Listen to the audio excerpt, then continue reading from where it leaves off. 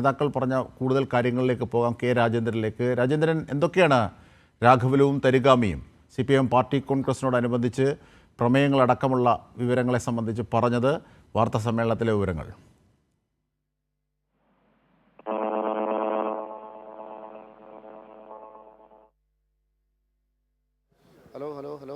തീർച്ചയായും രാജേന്ദ്രനിലേക്ക് എത്താനാകുമെന്ന് തന്നെയാണ് പ്രതീക്ഷിക്കുന്നത്. 33,000 പേരുടെ വർധനവ്, അതുപോലെ തന്നെ ക്യൂബയ്ക്ക് ഐക്യദാർഢ്യം പ്രഖ്യാപിക്കുന്നു. അമേരിക്കൻ സാമ്രാജ്യത്വ ശക്തികളുടെ ഉപരോധങ്ങൾ മൂലം വലിയ ജനകീയ മുന്നേറ്റങ്ങളും സഹകരണ പ്രസ്ഥാനങ്ങളിലും ഒക്കെ മുന്നിട്ട് നിൽക്കുന്ന ക്യൂബയെ തകർക്കാനുള്ള സാമ്രാജ്യ ശക്തികളുടെ നീക്കങ്ങൾക്കെതിരായ ഐക്യദാർഢ്യം പ്രകടിപ്പിക്കുന്നു. ഇതടക്കമുള്ള വിശദാംശങ്ങളിലേക്കാണ് കെ രാജേന്ദ്രൻ പോകുന്നത്. രാജേന്ദ്രൻ, എന്തൊക്കെയാണ് വാർത്താ സമ്മേളനത്തിൽ CPM നേതാക്കൾ പറഞ്ഞത്?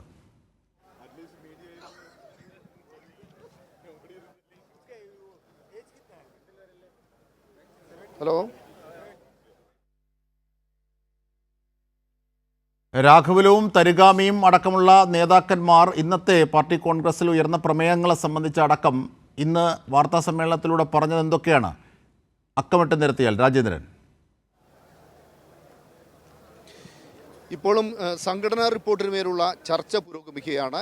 സംഘടനാ റിപ്പോർട്ട് അവതരിപ്പിച്ച രാഘവലു സംഘടനാ റിപ്പോർട്ടിൻ്റെ ഉള്ളടക്കം സംബന്ധിച്ചാണ് ഇന്ന് പ്രധാനമായും വിശദീകരിച്ചത്. പാർട്ടിയുടെ ബഹുജന സമരങ്ങളുടെ പങ്കാളിത്തം വലിയ രീതിയിൽ വർദ്ധിച്ചിട്ടുണ്ട്. ഒട്ടേറെ സമരങ്ങൾ ഏറ്റെടുത്തു, പല സമരങ്ങളും തന്നെ വിജയിപ്പിക്കാൻ സാധിച്ചു. അതുപോലെ പാർട്ടിയുടെ അംഗത്വത്തിൽ 33,000-ലേറെ വർധനവുണ്ടായിട്ടുണ്ട്. രാജ്യത്ത് ആകെ ഇന്ന് CPM-ന് 10,19,009 അംഗങ്ങളാണുള്ളത്. ഇത് 2024 കണക്കനുസരിച്ചാണ് 10,19,009.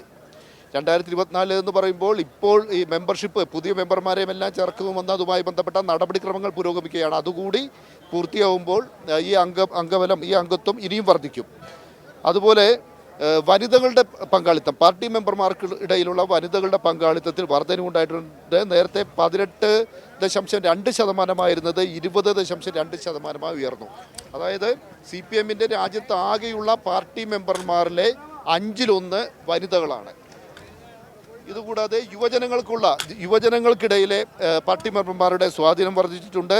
നേരത്തെ 19.5% യുവജനങ്ങൾ, ആകെയുള്ള മെമ്പർമാരിലെ യുവജനങ്ങൾ. ഇപ്പോൾ ആകെയുള്ള പാർട്ടി മെമ്പർമാരിലെ 22.6% പേർ യുവജനങ്ങളാണ്.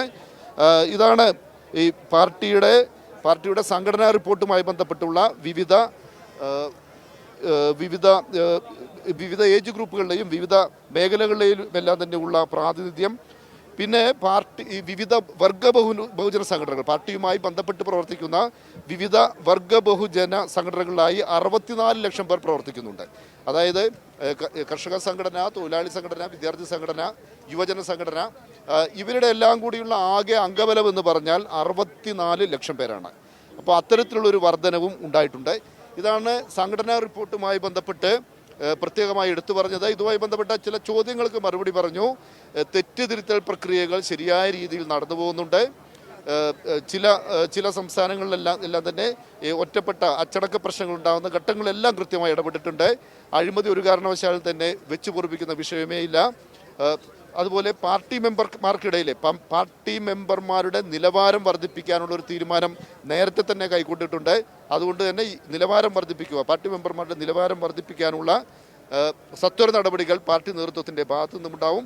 ഇതാണ് അദ്ദേഹം ചൂണ്ടിക്കാണിച്ച വസ്തുത. ഇതുകൂടാതെ ഇന്ന് സമ്മേളനം നിരവധി പ്രമേയങ്ങൾ പാസ്സാക്കിയിരുന്നു. അതിനകത്ത് ഏറ്റവും പ്രധാനപ്പെട്ട ഒരു പ്രമേയം, നമ്മൾ നേരത്തെ തന്നെ അത് വാർത്തയായി നൽകിയതാണ്. വഖഫ് ഭേദഗതി നിയമം പിൻവലിക്കണമെന്ന് അദ്ദേഹം ആവശ്യപ്പെടുകയും ആ പ്രമേയം പാസ്സാക്കി. ഇതുമായി ബന്ധപ്പെട്ട ഒരു പ്രധാനപ്പെട്ട ചോദ്യത്തിന് രാഘവലു മറുപടി പറഞ്ഞു. ഇന്നിപ്പോൾ ഓർഗനൈസറിൽ വന്ന ഒരു ലേഖനം, അത് ആ ലേഖനത്തിൻ്റെ പശ്ചാത്തലം എന്തെന്നാൽ ചില ക്രിസ്ത്യൻ സംഘടനകൾ വഖഫ് ബില്ലിനെ പിന്തുണച്ചുകൊണ്ടുള്ള നിലപാട് കൈക്കൊണ്ടിരുന്നു. ഇതിന് പിന്നാലെയാണ് ഓർഗനൈസർ ഇന്ത്യയിൽ വഖഫ് ബോർഡിന് കീഴിലുള്ളതിനേക്കാൾ കൂടുതൽ സ്ഥാപനങ്ങളും ഭൂമിയും എല്ലാം തന്നെ കത്തോലിക്ക ചർച്ചിൻ്റെ ഉടമസ്ഥതയിലുണ്ട്. ഇത്തരത്തിലുള്ളൊരു ഈ ഒരു തലക്കെട്ടോട് കൂടിയ ഒരു വാർത്ത അവർ ഒരു ലേഖനം എഴുതിയിരുന്നു. മാത്രമല്ല ഈ ചർച്ചിൻ്റെ കീഴിലുള്ള ഈ സ്വത്തെല്ലാം തന്നെ പ്രധാനമായി ഉപയോഗിക്കുന്നത് മതപരിവർത്തനത്തിനാണെന്ന് ചൂണ്ടിക്കാണിച്ചിരുന്നു. ഇതിന് പിന്നാലെ ഇതൊരു വലിയ വാർത്തയായതിന് പിന്നാലെ ഓർഗനൈസർ ആ ലേഖനം പിൻവലിച്ചു. പക്ഷേ അവരുടെ അടിസ്ഥാന നിലപാട് ഈ വിഷയത്തിൽ എല്ലാ കാലത്തെയും അടിസ്ഥാന നിലപാട് ഇതാണ്. അത് ഇപ്പോൾ ശ്രദ്ധേയമാവാനുള്ള കാരണം എന്തെന്നാൽ വഖഫ് ബിൽ എന്ന പേരിൽ മുസ്ലിം സമുദായത്തിൻ്റെ കൈവശമുണ്ടായിരുന്ന ഭൂമിയെല്ലാം തന്നെ കൈവശപ്പെടുത്താനുള്ള സർക്കാരിൻ്റെ പ്രതിനിധികളെ കൂടിയെല്ലാം ഉൾപ്പെടുത്തി സംഘപരിവാറിൻ്റെ കൂടി പൂർണ്ണ പങ്കാളിത്തത്തോടു കൂടി കൈവശപ്പെടുത്താനുള്ള നീക്കം നടക്കുമ്പോൾ അതിനെ ഒരു വിഭാഗം ക്രിസ്ത്യൻ സംഘടനകൾ പിന്തുണച്ചു. ആ ആരാണോ പിന്തുണച്ചതെങ്കിൽ അവരുടെ കൈവശമുള്ള ഭൂമിയും തങ്ങൾ പിടിച്ചെടുക്കും എന്ന സൂചന നൽകുന്നതായിരുന്നു ആ ലേഖനം. അതുകൊണ്ട് ഇതിനോട് രാഘവലു പ്രതികരിച്ചത് ഈ സംഘപരിവാറിന് മുന്നിൽ അത് വഖഫിൻ്റെ പ്രോപ്പർട്ടിയാണോ ചർച്ചിൻ്റെ പ്രോപ്പർട്ടിയാണോ എന്നതൊന്നുമല്ല വിഷയം. അത് ന്യൂനപക്ഷങ്ങളെ ദ്രോഹിക്കാനുള്ള ഒരു അവസരവും അവർ വെറുതെ വിടില്ല. അതാണ് അടിസ്ഥാനപരമായ വിഷയം. അതാണ് സംഘപരിവാറിൻ്റെ അജണ്ട. അതാണ് ഓർഗനൈസറിലെ ഈ ലേഖനത്തിലൂടെ വ്യക്തമായതെന്ന് അദ്ദേഹം ചൂണ്ടിക്കാണിച്ചു. പിന്നെ കശ്മീരിനെ പറ്റി യൂസഫ് തരിഗാമി ഇവിടെ നിലപാട് അദ്ദേഹം വിശദീകരിച്ചിരുന്നു. കശ്മീരിൻ്റെ സമ്പൂർണ്ണ സംസ്ഥാന പദവി അത് കശ്മീരിന് തിരിച്ചു നൽകണം, പുനഃസ്ഥാപിക്കണം. അവിടെ കശ്മീരിലെ ഇന്ന് കശ്മീരിൽ സംഭവിക്കുന്നത് നാളെ ജമ്മു കാശ്മീരിൻ്റെ സംസ്ഥാന പദവി അത് വീണ്ടും നൽകണം. അതിനൊരു സമ്പൂർണ്ണ സംസ്ഥാനത്തിൻ്റെ എല്ലാ അധികാരങ്ങളും നൽകണം. ഇന്ന് ജമ്മു കാശ്മീരിന് സംഭവിക്കുന്നത് നാളെ ഇന്ത്യയിലെ ഏത് സംസ്ഥാനത്തിനും സംഭവിക്കാം. അത്ര കണ്ട് ജനാധിപത്യ വിരുദ്ധ നടപടികളാണ് അവിടെ കേന്ദ്ര സർക്കാർ കൈക്കൊള്ളുന്നതെന്ന് അദ്ദേഹം ചൂണ്ടിക്കാണിച്ചു. ക്യൂബയ്ക്ക് ഐക്യദാർഢ്യം പ്രഖ്യാപിച്ചുകൊണ്ടുള്ള ഒരു പ്രമേയം പാസാക്കി. ഇപ്പോഴും ക്യൂബയ്ക്ക് മേൽ അമേരിക്കയുടെ സാമ്പത്തികമായ ഉപരോധമുണ്ട്. ഇത് പിൻവലിക്കണമെന്ന് ആവശ്യപ്പെട്ടു. പിന്നെ കാർഷിക വിപണന നയം കേന്ദ്ര സർക്കാർ നടപ്പിലാക്കിക്കൊണ്ടിരിക്കുകയാണ്.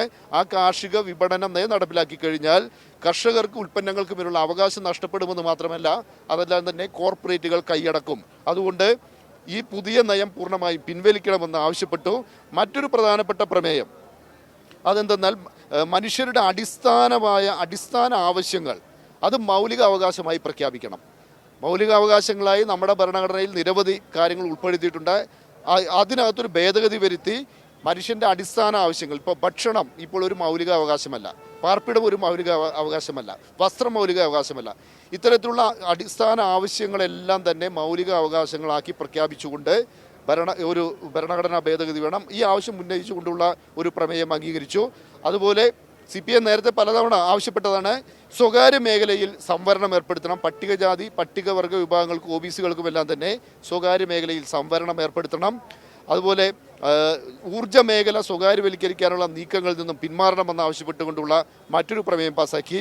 പിന്നെ കേരളത്തെ സംബന്ധിച്ച് വളരെ പ്രാധാന്യം അർഹിക്കുന്നൊരു പ്രമേയം ആഴക്കടലിലെ ഖനനം അത് പൂർണ്ണമായും അതിനായുള്ള നീക്കങ്ങൾ നിർത്തിവെക്കണം, കേന്ദ്ര സർക്കാർ അതിൽ നിന്നും പിന്മാറണം എന്ന് ആവശ്യപ്പെട്ടുകൊണ്ടുള്ളൊരു പ്രമേയം പാസാക്കി. പിന്നെ സ്ത്രീകൾക്കും കുട്ടികൾക്കും എതിരെയുള്ള അതിക്രമങ്ങൾ അവസാനിപ്പിക്കണമെന്ന് ആവശ്യപ്പെടുന്ന ഒരു പ്രമേയം പാസാക്കി. പിന്നെ യുവജനങ്ങൾക്കിടയിലുള്ള ലഹരി ഉപയോഗം കുറയ്ക്കണം, അതിൽ നിന്നും പൂർണ്ണമായി യുവജനങ്ങളെ മോചിപ്പിക്കണം എന്നാവശ്യപ്പെട്ടുകൊണ്ടുള്ളതാണ് മറ്റൊരു പ്രമേയം. ട്രാൻസ്ജെൻഡർ വിഭാഗത്തിന് തുല്യമായ അവസരവും അതുപോലെ അവർക്ക് വളരെ മാന്യമായ രീതിയിൽ ജീവിക്കാനുള്ള ഒരു സാഹചര്യവും ഉണ്ടാവണം എന്നാവശ്യപ്പെട്ടുകൊണ്ടുള്ളതായിരുന്നു മറ്റൊരു പ്രമേയം. പിന്നെ ഈ അംഗപരിമിതി ഉള്ളവർക്ക് അവർക്ക് നീതി ലഭ്യമാക്കണം, അവർക്കും തുല്യമായ അവകാശം നൽകണം, അവർക്കും മാന്യമായി ജീവിക്കാനുള്ളൊരു സാഹചര്യം ഉണ്ടാവണം എന്നാവശ്യപ്പെട്ടുകൊണ്ടുള്ളതാണ് മറ്റൊരു പ്രമേയം. UGCയുടെ പുതിയ റെഗുലേഷനുകൾ അത് പിൻവലിക്കണമെന്നാവശ്യപ്പെട്ടുകൊണ്ടുള്ള ഒരു പ്രമേയവും പാസാക്കി. നേരത്തെ പറഞ്ഞ പോലെ ഇപ്പോഴും സംഘടനാ റിപ്പോർട്ടിന് മേലുള്ള ചർച്ച തുടരുകയാണ്. ഈ ചർച്ചയ്ക്ക് നാളെയായിരിക്കും മറുപടി പറയുക, അതിനുശേഷമായിരിക്കും ഈ റിപ്പോർട്ട് പാസാക്കുക. ശരി, രാജേന്ദ്രനാണ് വിവരങ്ങൾ വിശദാംശങ്ങൾ നൽകിയത്.